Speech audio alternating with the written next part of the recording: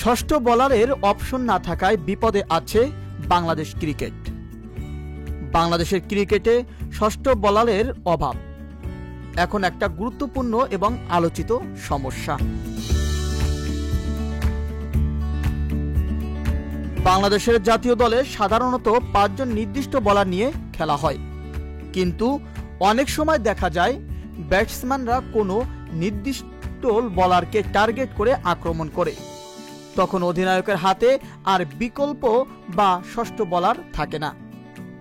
কোনো এক বোলার খারাপ করলে অধিনায়ক বাধ্য হয়ে তাকে পূর্ণ কোটায় বোলিং করাতে হয়।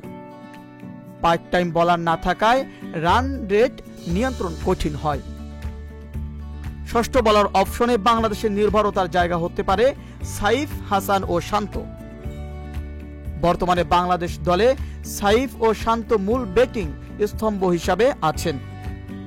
তারা যদি বোলিংয়ে সিরিয়াস হন, বাংলাদেশ দল পাবে 2 জন ভালো অলরাউন্ডার, আর বাংলাদেশ ক্রিকেট দল দলগতভাবে হবে অনেক শক্তিশালী।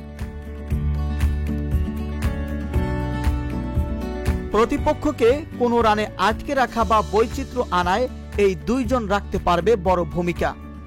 ইতিপূর্বে মাহমুদুল্লাহ রিয়াদ, সাকিব আল হাসান এরকম আরো বেশ কয়েকজন ছিলেন। বর্তমানে বাংলাদেশ দলের বড় সমস্যা ষষ্ঠ বোলার। আশা করি এই সমস্যা কাটিয়ে উঠে বাংলাদেশ প্রত্যাশা অনুযায়ী খেলবে।